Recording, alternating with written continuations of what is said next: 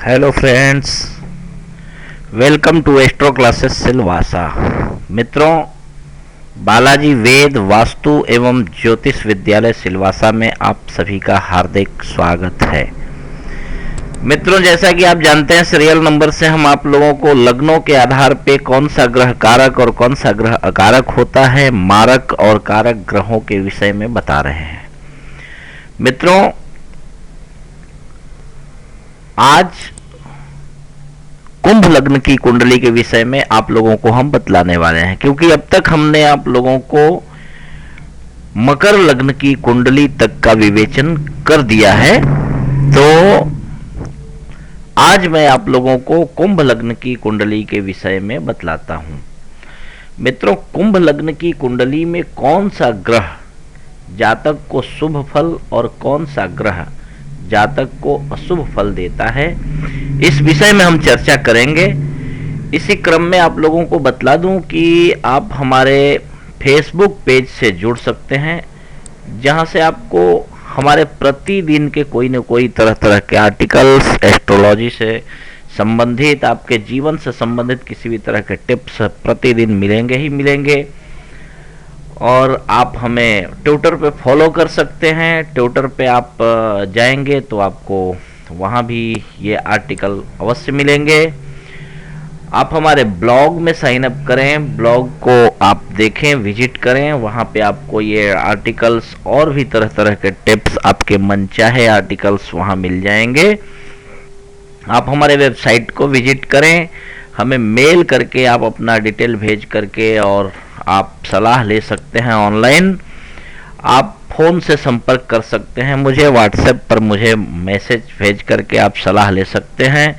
लेकिन अगर ऑनलाइन आपको सलाह लेना हो तो आपको मेरा फीस मेरे अकाउंट में पहले डालना पड़ेगा, फिर बाद में आपको आप जो पूछेंगे उसके अनुसार हम सलाह आपको देंगे। मित्रों, आप अगर हमारे ऑफिस पे आते हैं तो ये फीस से लेकर के हर चीज़ आपको सस्ता और सुविधाजनक रहेगा। मित्रों, बालाजी ज्योतिष केंद्र गायत्री मंदिर के जस्ट बाजू में मेन रोड, मंदिर फलिया अमली, सिलवासा। ये सिलवासा मुंबई और सूरत के बीच में है। वापी एक स्टेशन आता है, रेलवे स्टेशन। वापी से 15 किलोमीटर दूर सिलवासा है। यहाँ पे आकर के आप हमारे ऑफिस पे हमें मिल सकते हैं। हमारे ऑफिस पे आने पे आपको हर चीज़ सस्ता पड़ेगा। तो चलिए, आज हम आप लोगों को बालाजी वेद वास्तु एवं ज्योतिष विद्यालय के माध्यम से कुंभ लग्न की कुंडली में कौन सा ग्रह शुभ और कौन सा ग्रह अशुभ फल देता है जातक को, इस विषय में चर्चा कर लेते हैं। मित्रों, कुंभ लग्न की कुंडली में कौन सा ग्रह शुभ और कौन सा ग्रह अशुभ होता है, इस बात की चर्चा करते हुए परम आदरणीय पराशर ऋषि कहते हैं कि जीव चंद्र कुजाह पापा एको दैत्य गुरु शुभ, राजयोग करो शुक्र भौमश्चैव बृहस्पति। अर्थात पराशर ऋषि कहते हैं कि कुंभ लग्न वाले जो जातक होते हैं उनके लिए गुरु, चंद्र और मंगल, ये तीनों पाप ग्रह होते हैं। ये मारक फल देते हैं, ये शुभ फलदायक ग्रह होते हैं। एको दैत्य गुरु शुभ, केवल शुक्र ही इस कुंडली में शुभ फलदायक ग्रह होता है। राजयोग करो शुक्र भौमश्चैव बृहस्पति। कहते हैं कि ये शुक्र जो होता है वो राजयोग कारक ग्रह होता है, संपूर्ण राजयोग कारक होता है। क्योंकि मंगल और गुरु इस कुंडली में, गुरु यद्यपि शुभ फलदायक है, कैसे वो मैं आप लोगों को बतलाता हूं। पहले सूत्रों की ओर ध्यान दें। सूत्र कहते हैं, पराशर ऋषि कहते हैं कि बृहस्पति जो होता है यहाँ पे और मंगल, बृहस्पति, चंद्र और मंगल, ये तीनों ग्रह मारक इस कुंडली में होते हैं। केवल राजयोग कारक इस कुंडली में शुक्र होता है। दूसरा, सूत्र कहता है कि निहंता संति भौमाद्यः मारकत्वेन लक्षिता एवमेव फलान यूहान एतानि घट जन्मदः।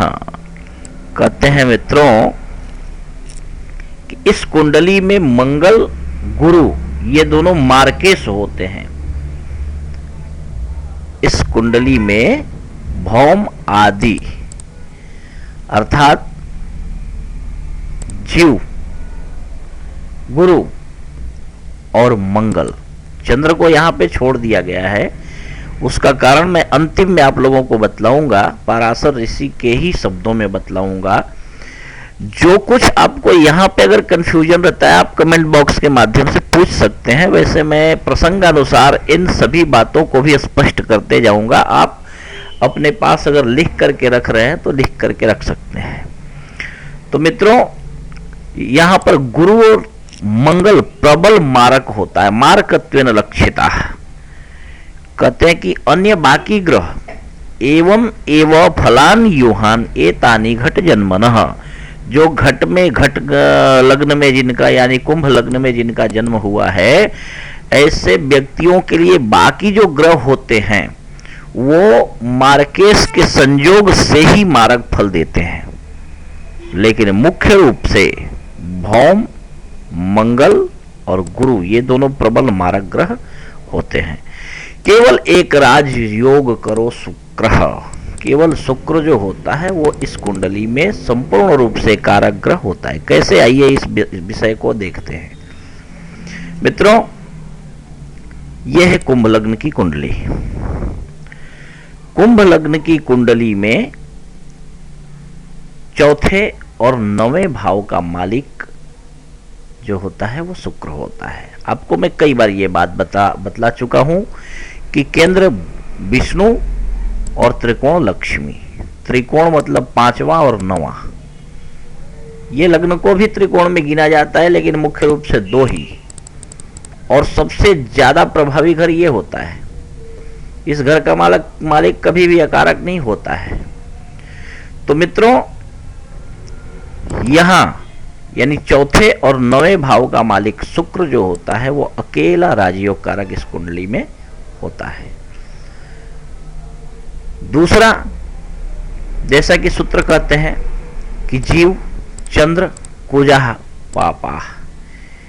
जीव मतलब गुरु, गुरु मतलब 11वें और दूसरे भाव का मालिक।